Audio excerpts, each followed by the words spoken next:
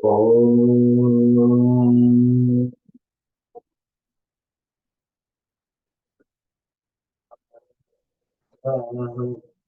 तत्सवितुर्वरेण्यं भर्गो देवस्य धीमहि धियो यो नः प्रचोदयात्।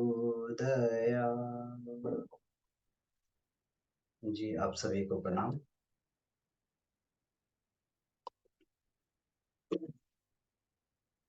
आज का विषय है काया के तीनों शरीरों का अनावरण। तो पिछली बार भी हम लोगों ने चर्चा की थी स्थूल, सूक्ष्म और कारण शरीर के बारे में।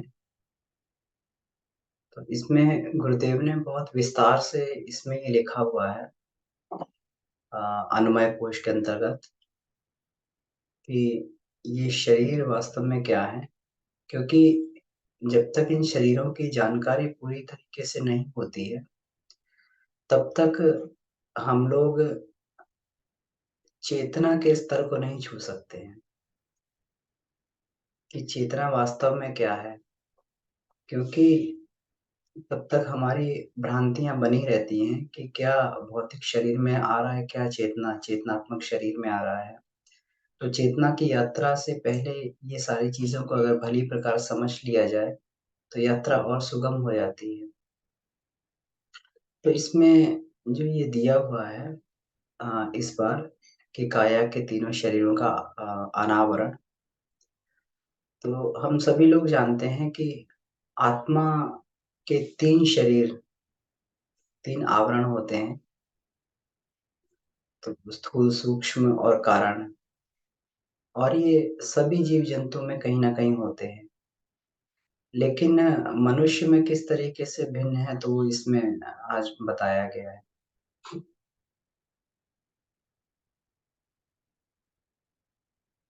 स्थूल शरीर के बारे में अगर देखा जाए तो हम लोग मोटी मोटी एक हमारी मान्यता है जिसको प्रत्यक्ष रूप से देखा जाए, जिसको छुआ जा सके, उसको स्थूल शरीर बोला जाता है।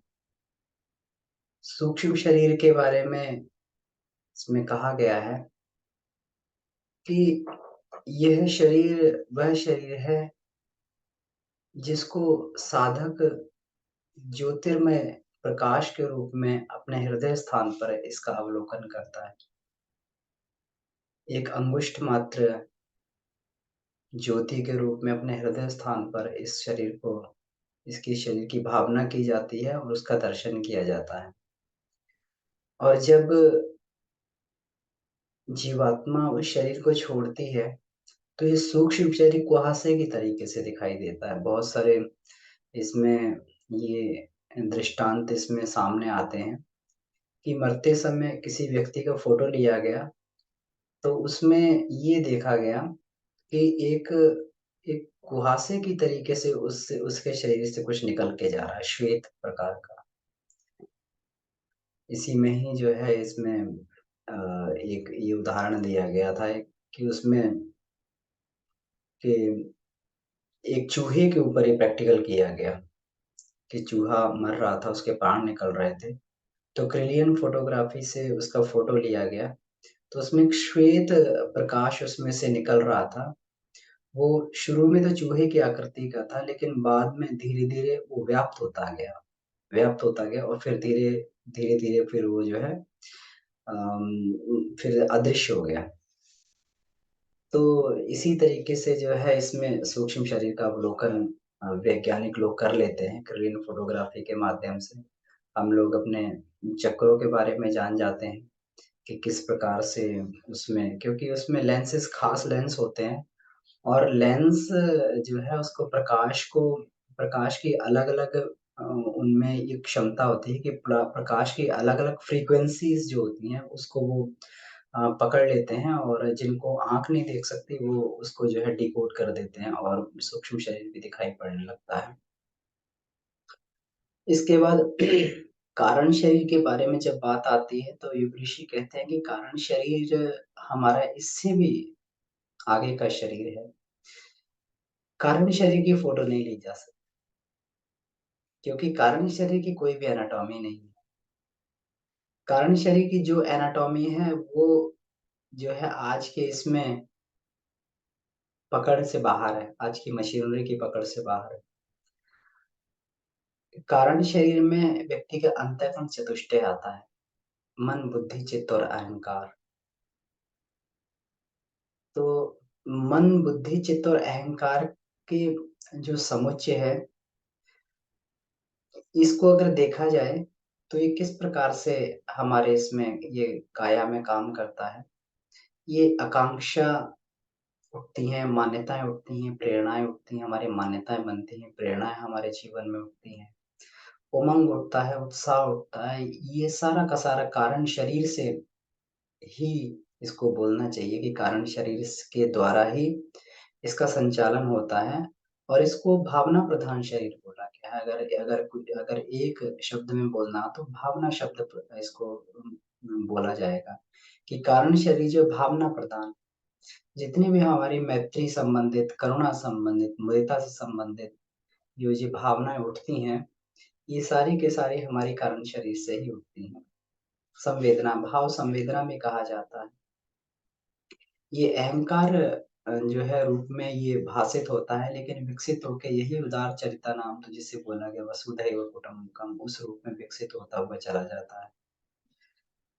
तो अब इसमें ये बोला गया है कि जैसे जो हमारे जीव-जंतु होते हैं, तो जीव-जंतुओं में अगर देखा जाए, तो ये शरीर किस रूप में होते हैं?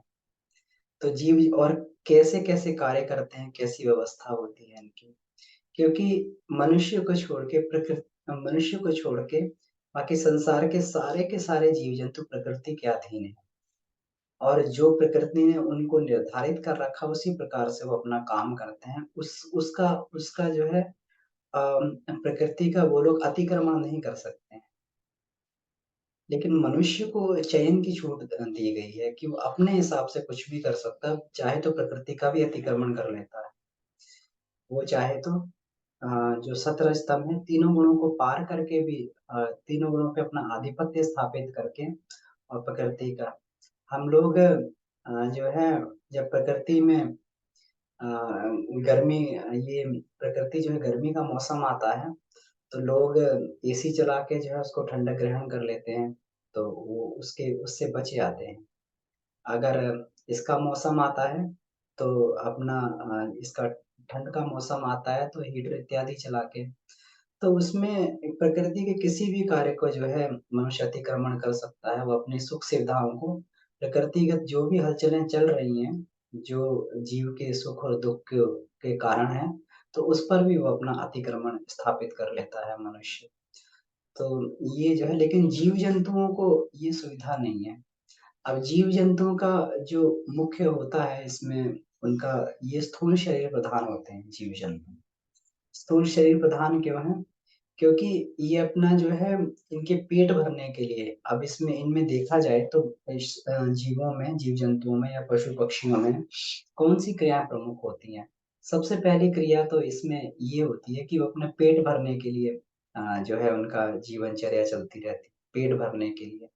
कभी भी हम लोग देखें तो पशु-पक्षी होते हैं, चिड़िया होती हैं, तो वो सुबह-सुबह निकलती हैं, अपना दिन भर घूमती हैं और अपना पेट से संबंधित जो है वो लोग अपना पेट भरने के लिए इधर-उधर भोजन ढूँढती हैं और वो जो है अपना भोजन को ग्रहण करती हैं।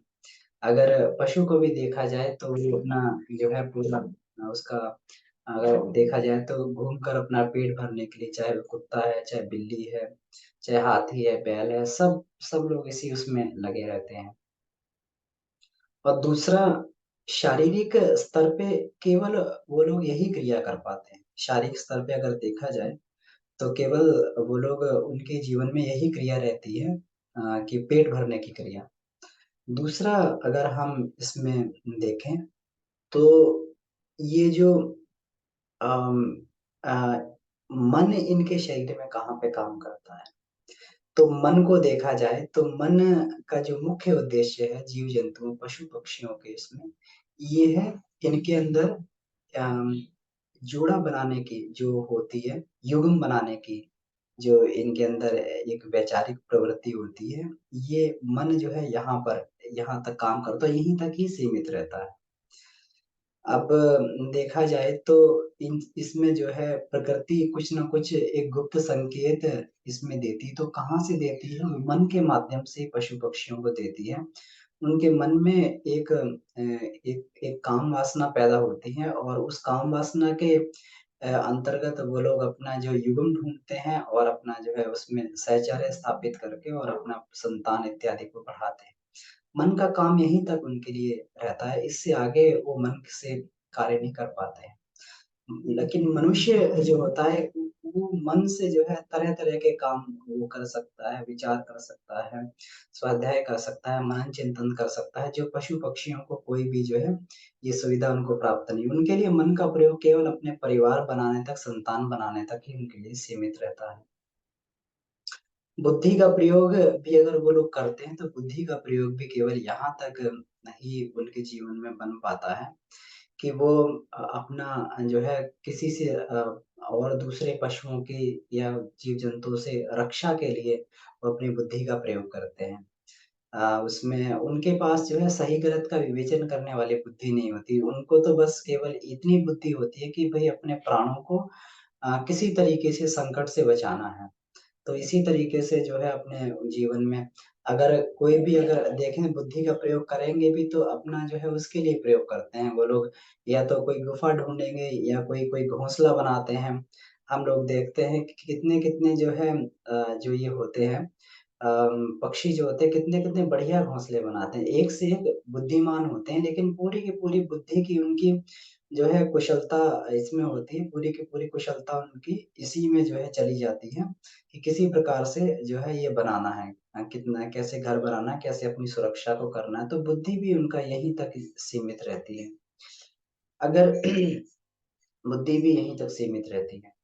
तो अब मनुष्य के इसमें देखा जाए तो मनुष्य के जीवन में देखा जाए तो अगर हम साधारण तौर पर देखें, तो मनुष्य भी अपने शरीर का और मन का यही सीमित प्रयोग करता है।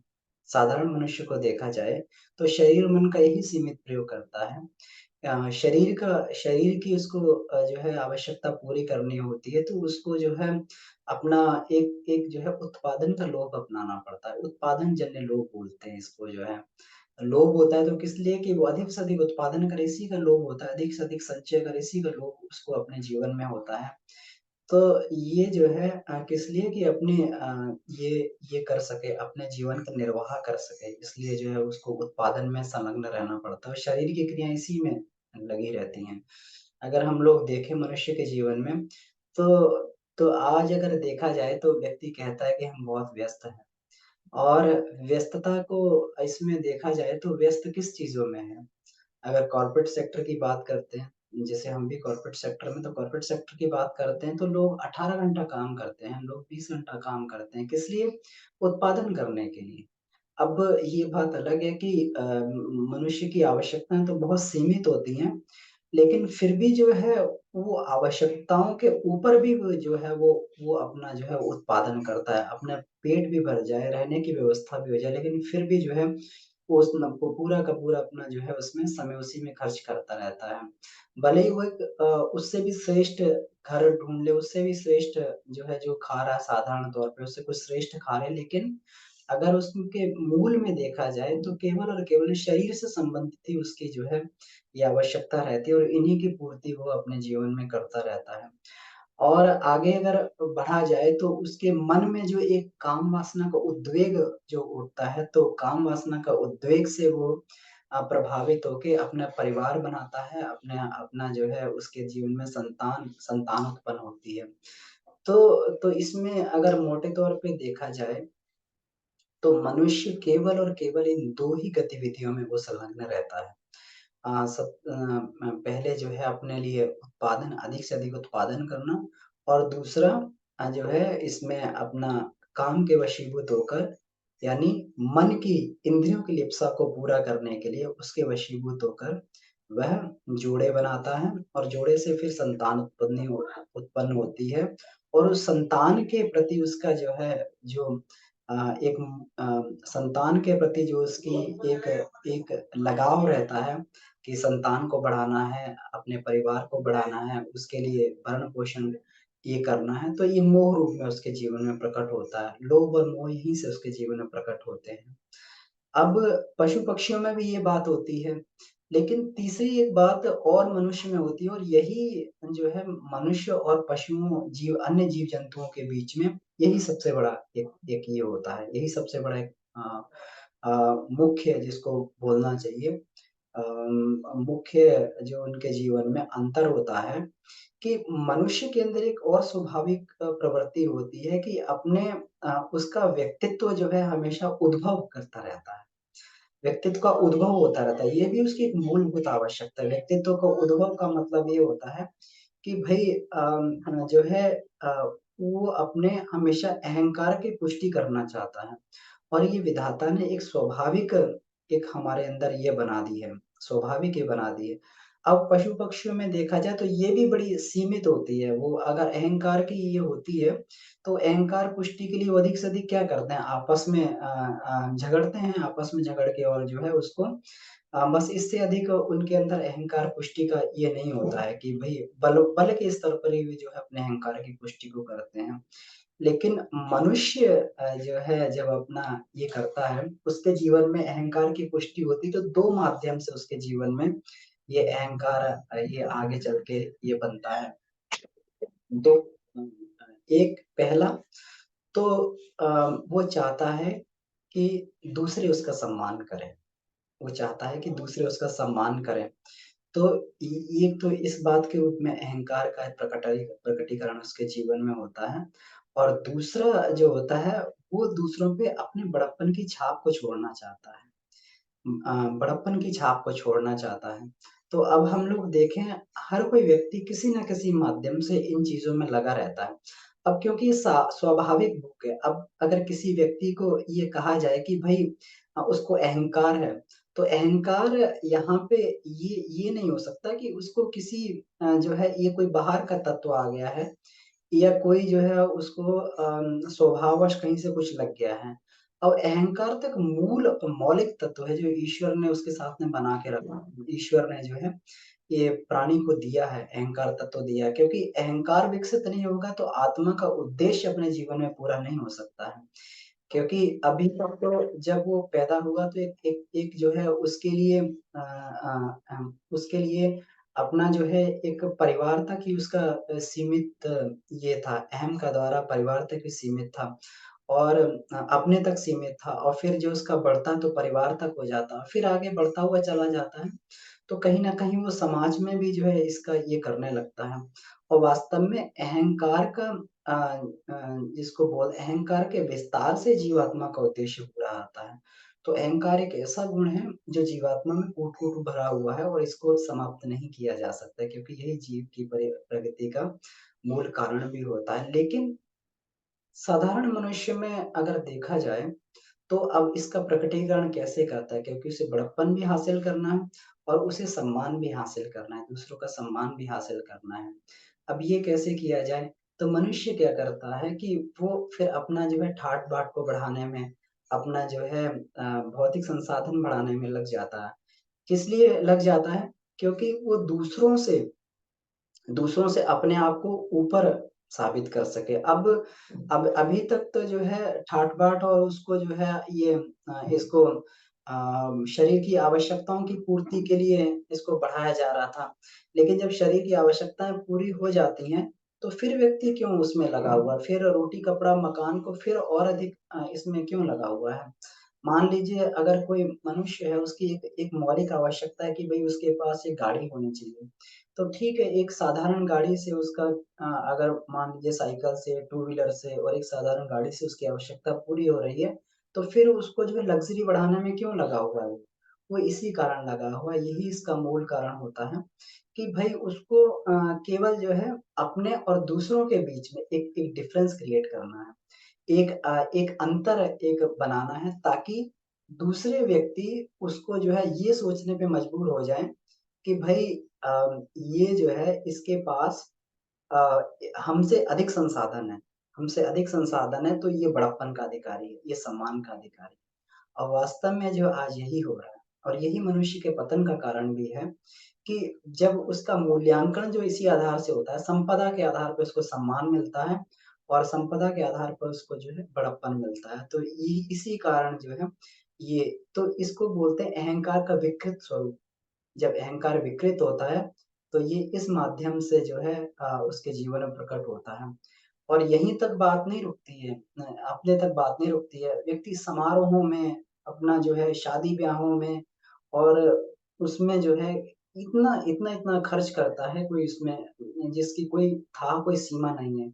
आजकल देखा जाए तो शादी-विवाहों में इतना लोग जो है खर्च करते हैं जो है साधारण से साधारण अगर गेस्ट हाउस को देखा जाए, तो 1 रात के लिए कम से कम 10-10 लाख रुपए वो लोग लेते हैं, 10-10 लाख रुपए लगते हैं। 20-20 लाख रुपए केवल और केवल भोजन के लिए, भोजन व्यवस्था के लिए 5,000 रुपए प्लेट, 6,000 रुपए प्लेट, 10,000 रुपए प्लेट। इतना जो है केवल और केवल इसी में खर्च हो जाता है। क्या है व्यक्ति क्या खाएगा उसमें जाके और क्या करेगा उसमें? थोड़ा-सा तड़क-भड़क को देखेगा, थोड़ा-सा जो है उसमें जाके भोजन जो है कुछ और तरीकों से कुछ और उसको जो है साज-सज्जा करके उसको परस दिया जाएगा। खाना उसको वही 2 रोटी उससे अधिक नहीं खा सकता लेकिन वही जो है जो उसको ₹100 की प्लेट में भी खा सकता है और वही जो उसको 5,000 10,000 की प्लेट में भी। तो यहाँ पे क्या बढ़ गया? यहाँ के पे केवल और केवल एक ही चीज़ बढ़ती है कि व्यक्ति ये दिखाना चाहता है समाज पर ये एक छाप छोड़ना चाहता है कि भई हम जो है ये बहुत उसमें आगे हैं। हम सभी से बहुत आगे हैं और अपने जीवन भर की पूँजी जो उसमें इसमें करता है। व्यक्ति और आगे बढ़ता है तो उसमें इससे भी आगे बढ़ता है तो तरह-तरह के जो है अपने अपने आप को और अच्छा दिखाने के लिए और जो है इसको करने के लिए राजनीति का सहारा लेता है। तरह-तरह की सोसाइटियाँ बना लेता है। कुछ नहीं है तो कोई समाज जो है अपने-अपने अलग समाजों की वो करने लगता है। जबकि जो ये अलग-अलग समाज बन जाते हैं, कोई वैश्य समाज बनाता है, कोई ब्राह्मण समाज बना लेता है, कोई जो है अपना जाटव समाज बना लेता है, कोई कई तरीके के समाज बना लेता है, तो ये कोई बहुत बड़ा इससे उद्देश्य पूरा नहीं होता है। इससे केवल और केवल एक वैमनस्यता ही फैलती है कि भई ये समाज बन गया। लेकिन उसके पीछे भी उद्देश्य यही होता है कि भई हम ये बना के और दूसरों से अपने आप को ये कर सकें। फिर सोसाइटी का जो है प्रधान बन जाता है और ये बन जाता है, मेंबर बन जाता है। उसका ट्रस्ट बना लेता है मंदिरों में और ट्रस्ट का जो है हम व्यवस्थापक हम ये हैं। ये सारे के सारे कहीं न कहीं मनुष्य के जीवन में ये एक भूख स्वाभाविक भूख रहती है और कहीं न कहीं से वो अहंकार को वो प्रदर्शित करना चाहता है, अहंकार को ये करना चाहता है। क्यों? क्योंकि इसकी मौलिक भूख होती है। लेकिन ये निकृष्ट तरीके का ये अहंकार हुआ। और भी अगर विकृत तरीके से ये अगर ये होता है, तो मनुष्य फिर दूसरों को प्रताड़ित करने में भी जो है उसको सम्मान प्राप्त करना है, उसको बड़प्पन दिखाना है, तो फिर प्रताड़ित करने में भी जो है फिर वो चूकता नहीं है। राक्षस और जो पिशाच होते हैं इसी स्तर के होते हैं। राक्षस जो है रावण क्या था? रावण को केवल अपना अपना बड़प्पन को ही प्रकट करना था, कि बड़प्पन को किसी प्रकार से दूसरों पे प्रकट कर पाए, अपने जो वैभव को किसी प्रकार से दूसरों को प्रकट कर पाए और जो है ये ये दिखा पाए, तो वो जो है दूसरों को सताने में भी फिर वो चूकता नहीं था, जो उसके बड़प्पन को स्वीकार नहीं करता था, तो वो अब जो है ये तरह-तरह के हमारे भारत में तरह-तरह के आक्रांताओं के आक्रमण हुए। क्यों आक्रमण हुए? आक्रांताओं ने क्यों आक्रमण किया? क्योंकि वो केवल और केवल उनका ये था कि किसी तरीके से सिकंदर जो है सिकंदर के मन में ये भूख क्यों पैदा हुई कि ये किया जाए, उसको जो है विश्व विजय की जाए ये अपनी पताका को फहराया जाए। केवल और केवल इस वजह से कि मनुष्य की जब ये संवेदना निकृष्ट स्तर की हो जाती है, संवेदना खत्म हो जाती है, अहंकार निकृष्ट स्तर का पैदा होता है, तो दूसरों को सताने में भी जो है वो अपने अहंकार की पुष्टि को करना चाहता है। लेकिन अब यही चीज़ है, बड़प्पन भी चाहिए और सम्मान भी चाहिए। अब महापुरुषों के उसमें आते हैं। महापुरुष जो है किस प्रकार से इसको विकसित करते हैं, एक एक दैवी मनुष्य के जीवन में वो अपने अहंकार को जीवन में कैसे विकसित करता है। तो उसके जीवन में जब भाव संवेदना आती है, जब उसके जीवन में करुणा आती है, जब अध्यात्म के रास्ते पर व्यक्ति चलता है, परम पूज्य गुरुदेव इसमें बताते हैं कि गायत्री साधना का उद्देश्य इसमें जो है बड़े स्पष्ट उसमें शब्दों में कहा गया है कि गायत्री साधना हमारे अहंकार को परिवर्तित कर देती है। अब देखिए देवता कैसे बनता है व्यक्ति जब वो देव माता इसको कहा जाता है गायत्री को, तो देवत्व की शुरुआत कहाँ से होती है? हमारे अहंकार को बदल देती है। आज तक हमारा अहंकार जो ये निकृष्ट चीज़ों में ये व्याप्त था, वहीं तक सीमित था। अब जो उसके अहंकार को बदलने लगती है कि मैं क्या हूँ? मैं इस विश्व ब्रह्मांड का एक हिस्सा हूँ। मैं ये पूरा विश्व ब्रह्मांड मेरा परिवार है। मैं उस सविता को वरण कर रहा हूँ। तो सविता को वरण किया तो सविता जो है मेरा पिता नहीं है, पूरे संसार का पिता है। तो ये सारे के सारे मेरे भाई हैं, सारे के सारे मेरे स्वजन हैं। तो एक जो है एक वसुधैव कुटुंबकम की भावना जो है व्यक्ति के अंदर विकसित होने लगती है और धीरे-धीरे, धीरे-धीरे उसे लगता है कि परिवार ही मेरा केवल परिवार नहीं है। उसको समाज भी, उसको पड़ोसी भी, उसकी संवेदना विकसित होने लगती है, समाज भी उसको जो है अपना परिवार लगने लगता है। उससे आगे बढ़ के जो है उसको अपना देश भी परिवार लगने लगता है, देश से भी आगे बढ़ता है तो पूरा जो है उसको संसार अपना परिवार महसूस होने लगता है। पूरे विश्व वसुधा ब्रह्मांड का एक-एक कण उसको परिवार लगने लगता है। तो ये जो अहंकार विकसित होता है, अहंकार विकसित होता है साधना के माध्यम से व्यक्ति का। जो अभी तक अहंकार निकृष्ट था, वो विकसित होके जो है उसका परिष्कार होने लगता है। तो जब ये अहंकार बड़ा होता है, तो उसका प्रेम का विस्तार होने लगता है। जब प्रेम का विस्तार होता है, तो वो सेवा के रूप में अब प्रेम का प्रकटीकरण कैसे करेगा? वो सेवा के रूप में, प्रेम के रूप में जो है, वो जो उसका प्रकटीकरण होता है, तो उसको जो फिर लोगों की श्रद्धा भी प्राप्त होती है, सम्मान भी प्राप्त होता है। इस बड़प्पन की गुरुदेव ने कहा है कि बड़े आदमी ना बने, महामानव बने। तो बड़ा आदमी पैसे से बना जा सकता है, संसाधन से बना जा सकता है, उससे अहंकार की पुष्टि हो सकती है। लेकिन महामानव बनना है तो अहंकार को इस स्वरूप में विस्तृत करना पड़ेगा, अपने में श्रद्धा, प्रेम को विकसित करना पड़ेगा। जितने देव मानव हुए, सभी ने एक ही प्रयास किया, चाहे वो गांधी हों, अपने प्रेम का विस्तार किया। गांधी जब साधारण मनुष्य थे, तो साधारण मनुष्य में वो जो है उन्हें लगता था कि महँगे कपड़े पहन लेने से और जो है इससे महँगे कपड़े पहन लेने से बड़े-बड़े घर जब साउथ अफ्रीका में गए वकील बन के तो उनके जीवन की एक बड़ी कमाई का अंश केवल इसी में खर्च हो जाता था कि महँगे कपड़ों में, अधिक से अधिक महँगे कपड़े पहनते थे, वो कोट वगैरह इत्यादि जो भी पश्चिमी सभ्यता के कपड़े थे वो पहनते थे। और बड़े से बड़ा मकान जो है जबकि उनकी आवश्यकता नहीं थी लेकिन बड़े से बड़ा महँगा से महँगा घर, किस लिए कि इससे रौब बढ़ता है। उनके उनकी धारणा ये रहती थी। लेकिन जब ये अहंकार उनका ये प्रेम और संवेदना के रूप में विकसित हुआ, जब उन्होंने जो है समाज का काम चालू किया, जब वहाँ पर जो अफ्रीका में जो भारतीयों का जो एक गुलामी की प्रथा थी, एक उनका बुरा हाल था। तो जब उन्होंने जो है इस पर काम करना चालू किया, तो धीरे-धीरे उनकी संवेदना प्रेम रूप में विकसित होती चली गई। प्रेम रूप में विकसित हुई, तो शुरू में तो उन्होंने जो है वहाँ पर इसके रूप में एक सोसाइटी बनाई, सोसाइटी के रूप में उन्होंने काम प्रारंभ किया। मज़दूरों के जो है उसके लिए काम प्रारंभ किया। उनकी भलाई के लिए जो है सरकार से अलग-अलग वो डिमांड रखते थे और उससे जो है उसके लिए कि अपना क्योंकि वकालत उनका पेशा था तो उसमें कोर्ट में भी जाया करते थे और उसके लिए लड़ाई करते थे। तो धीरे-धीरे यही उनके अंदर जो है एक प्रेम की भावना में प्रकट होने लगा और उससे उनको श्रद्धा और सम्मान प्राप्त हुआ। और उनका फिर आगे बढ़ते-बढ़ते जो है यही बढ़ी तो फिर उनके मन में ये होने लगा कि यहाँ क्यों? भारतवर्ष जो है जहाँ पर मेरी मातृभूमि है और ये मेरा पूरा जो है परिवार है तो क्यों ना मैं उसके लिए फिर काम करूँ। तो उन्होंने फिर सब कुछ छोड़-छाड़ के वहाँ से सारे वैभव को छोड़ के और भारत लौट आए और वहाँ जो स्वतंत्रता संग्राम में तो जो पहला उन्होंने वहाँ पर काम किया, जो सबसे पहला आंदोलन था, ये जाकर वहाँ पर जो उन्होंने ये किया, मोतीहारी में जाकर उन्होंने नील का जो है जब वहाँ के किसानों ने उनको जो है ये किया कि भई ये अफ्रीका में इन्होंने ये लड़ते रहे हैं भारतीयों के लिए, तो वहाँ पर मोतीहारी में जाकर उन्होंने अपना पहला आंदोलन नील के लिए ये जो किया, जो नील की खेती के लिए ये किया जाता था, उसको किसानों को बाध्य किया जाता था नील की खेती के लिए सरकार के द्वारा। तो वहाँ पर आंदोलन किया तो वो जो है पूरा वहाँ से उनकी संवेदना का विकास होता हुआ चला गया और वो जो है पूरे भारत में उसके माध्यम से प्रख्यात हो गए। तो उन्हें सम्मान भी मिला, श्रेय भी मिला और लोगों की श्रद्धा भी। ये भी एक तरीका होता है कि सम्मान को प्राप्त करने का। ये भी और ये होता केवल अध्यात्म के माध्यम से है। अध्यात्म उनके जीवन में था, इसी वजह से जो है उनके अहंकार का परिवर्तन हो सका।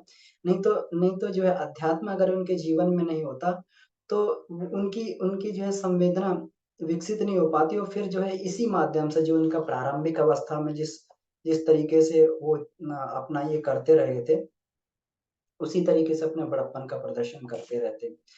उसी तरीके से जो बड़े आदमी बनने का प्रयत्न करते, महामानव नहीं जीवन में बन पाते। तो अध्यात्म ही उनके जीवन में मोड़ लाया। श्रीमद् भगवत गीता को जो है वो ये पाठ करते रहते थे श्रीमद् भगवत गीता का और उनको जो है 2 ही चीज़ उनको अपने जीवन में ये समझ में आए। उसमें 2 ही सूत्र उनको अपने जीवन में लगे कि भई समदर्शी, एक तो समदर्शी होना, एक आत्मीयता का विस्तार करना। ये 2 ही उसमें जो समत्व तो समत्व का भाव, समदर्शी होना ये और इसीलिए जो है उन्होंने अपने जीवन में पूरा का पूरा ये किया, अहिंसा व्रत को धारण किया। अहिंसा किस लिए?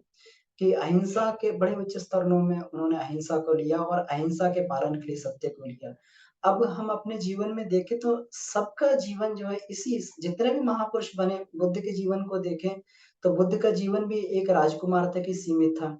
लेकिन जब उनके जीवन में अध्यात्म उतरा तो उनकी जो है करुणा और संवेदना का विस्तार होता गया और उन्होंने कहा कि मुझे उस उपाय की खोज करनी जिससे सारे के सारे संसार के दुःख को दूर किया जा सके।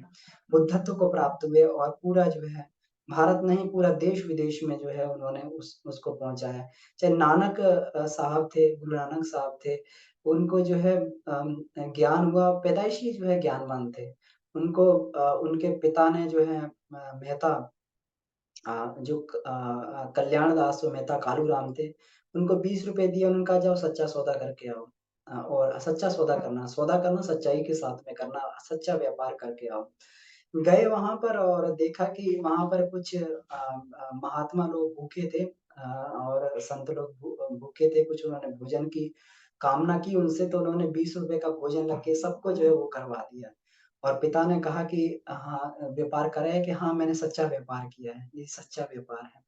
और इस स्तर से करुणा और संवेदना उनके मन में थी, भ्रमण करते रहे और जहाँ पे भी जाते थे, गरीब व्यक्तियों के यहाँ उन्हीं के यहाँ रुकते थे और उन्हीं से जो है प्रेम करते थे। प्रेम तो सबके प्रति था, लेकिन उनके प्रति उनकी खास संवेदना जो छोटे से छोटे वर्ग के लिए उनकी खास संवेदना हमेशा रहा करती थी और उनको ऊँचा उठाने में जो हमेशा उनके जीवन का घूम-घूम कर जो है पूरा उन्होंने ये अज्ञान के अंधकार को उन्होंने दूर किया। सतगुरु नानक प्रगटे मिट्टी धुंध जग चानन होया। तो ये प्रकट करता है कि मतलब धुंध वाली वो ये थी, जब सतगुरु नानक प्रकटे तो प्रकट हुए, तो जो संसार में धुंध थी, तो धुंध को उन्होंने खत्म किया, कुहासा था उसको खत्म किया और पूरे जीव उनका जो है चारों तरफ चराचर में प्रकाश को फैलाया उन्होंने। तो जितने भी जो है महामानव हुए, किसी भी माध्यम से सुभाष चंद्र बोस हुए, उनके लिए पूरा परिवार ही उन्होंने अपना भगत सिंह ने ऐसा अपनी अपनी परिवार नहीं बनाया, शादी नहीं बनाई। उन्होंने कहा कि शादी करेंगे तो मृत्यु से शादी करेंगे और आज़ादी को खरीद के लाएँगे।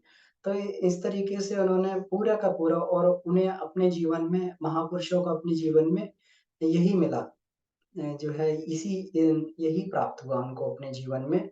सभी का स्नेह मिला, सभी का सौजन्य उनको जो है ये स्नेह मिला, सभी का प्रेम मिला, सभी की श्रद्धा, ये आत्मा की सहज मुक्ति उनको प्राप्त हुई और एक एक आनंद और तृप्ति जो है ये व्यक्ति को प्राप्त हुई और इसी को भक्ति योग कहा जाता है।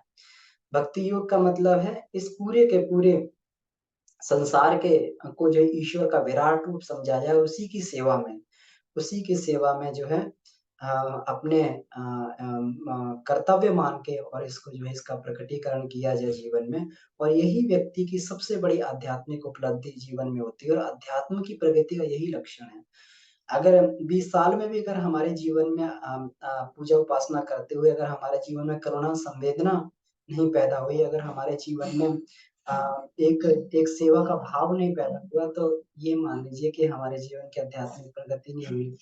मनुष्य अगर जीवन में आगे बढ़ता है, तो सबसे पहले उसके जीवन में अगर कहीं आध्यात्मिकता की आध्यात्मिक आध्यात्मिक उन्नति की उसके बाद जीवन में ये होती है, तो सेवा के रूप में प्रकट होती है। इसीलिए कहा गया कि शूद्र वर्ण को सेवा के लिए बोला गया है।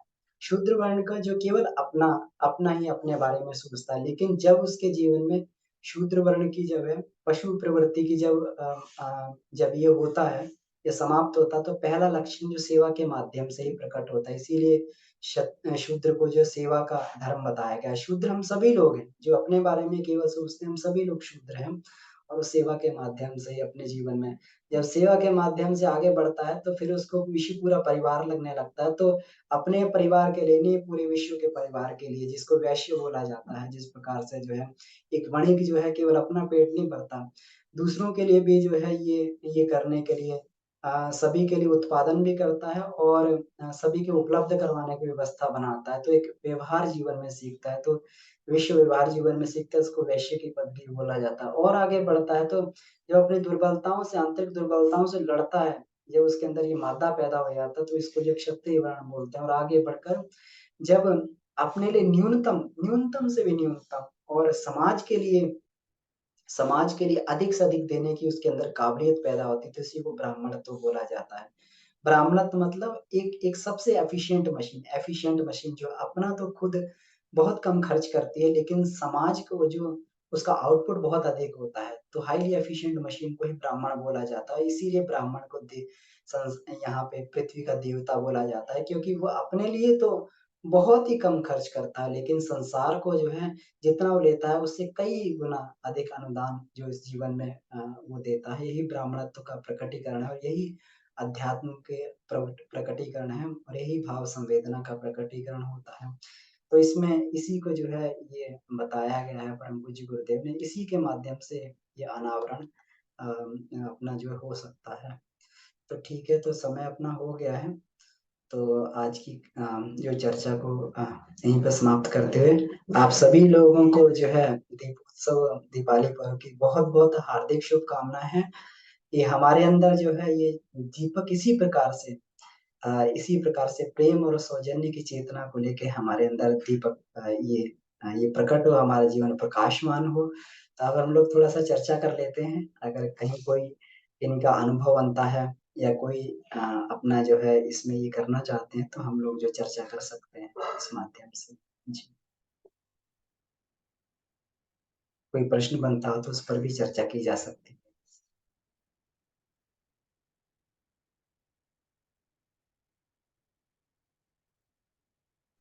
प्रणाम भाई साहब, बहुत सुंदर आपने डॉक्टर इतना साहब। बता दिया है, इतना समझा दिया है गुरुदेव ने। अब इसमें कुछ ऐड करने की कोई संभावना मुझे नहीं लगती कि है। हाँ, बाकी ठीक है। सबके लिए आज का दिन बहुत, दीपावली सबके लिए, सब हमारे परिवार के जितने भी सदस्य हम लोग हैं, सबके लिए शुभ हो।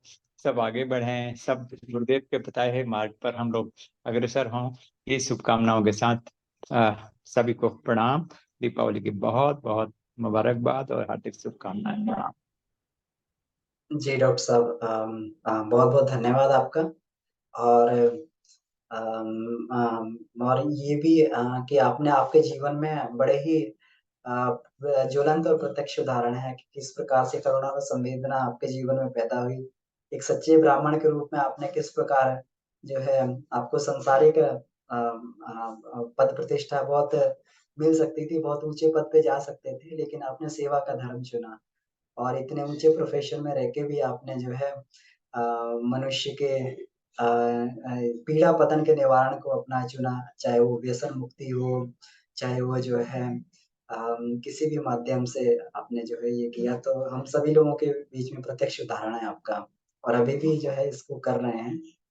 तो हम लोग आपसे सीखते रहेंगे और सीख भी रहे हैं। जी। जी, और भी किन्हीं का कोई अनुभव हो तो उसमें जो है, या कोई प्रश्न बनता हो इसमें, तो इसमें हम लोग जो है चर्चा कर सकते हैं।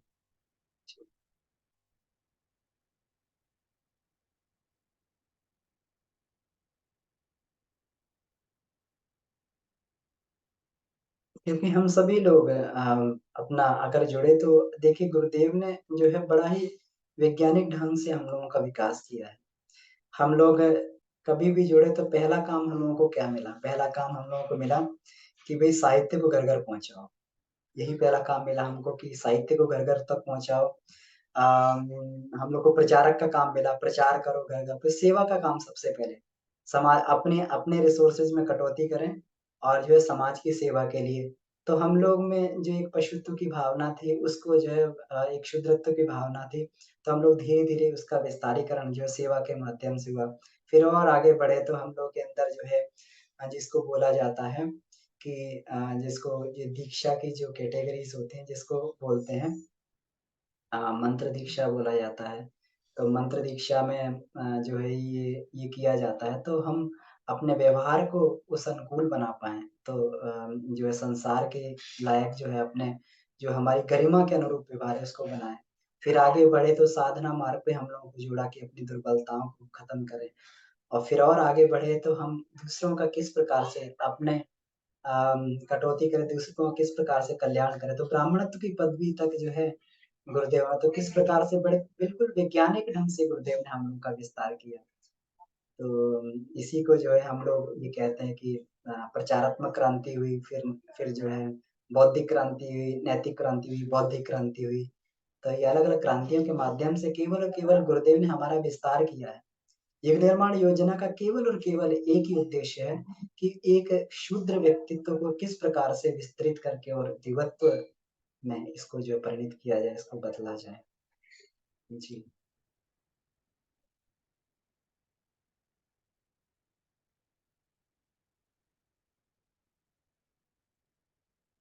तो ठीक है, अगर कोई प्रश्न नहीं बनता इसमें, तो हम लोग फिर आज की कक्षा को समाप्त कर सकते हैं। आज आज त्योहार भी है, तो सभी लोग जो है अपना-अपना सब लोग त्योहार की तैयारी भी कर रहे होंगे। तो सभी लोग हम अ, इसकी इसको भी मनाएँगे, दिवाली को भी मनाएँगे और मुख्य इसमें जो है, जो गुरुदेव ने इसमें बताया है कि लक्ष्मी और गणेश जी की पूजा होती है।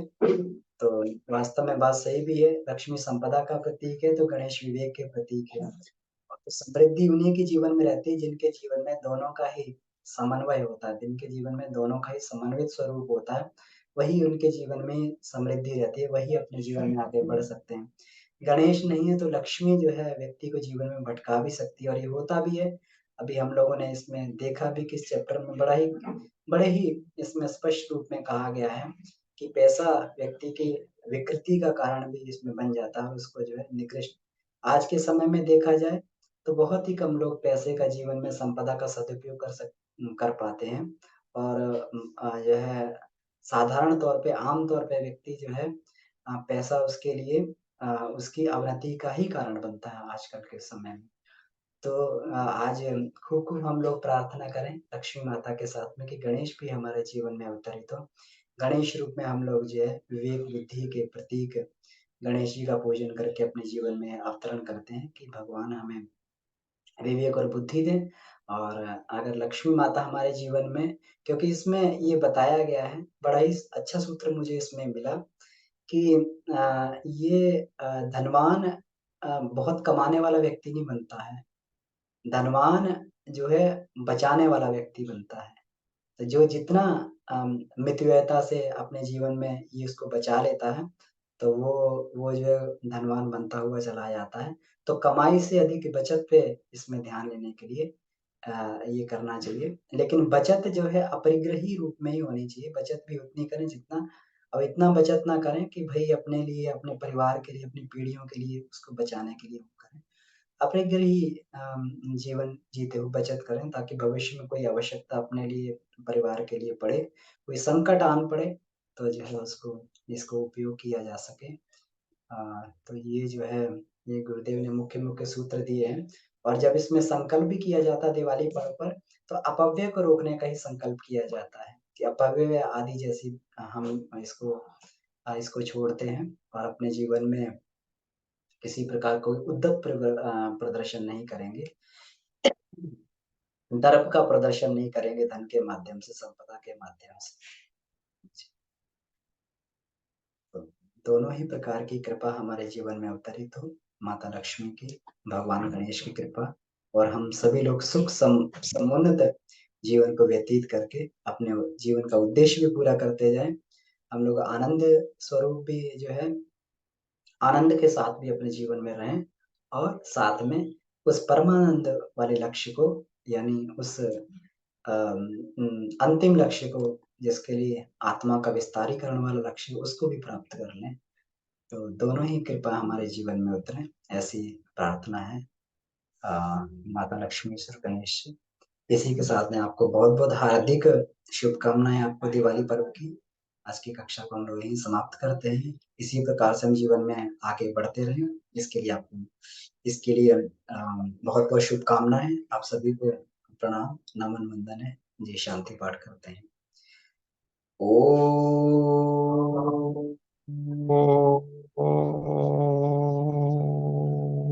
शांति, शांति, शांति शांति। शांति। समाज सभी का प्रणाम। प्रणाम भाई साहब, बहुत बहुत धन्यवाद, प्रणाम। जी डॉक्टर साहब प्रणाम। सभी को प्रणाम।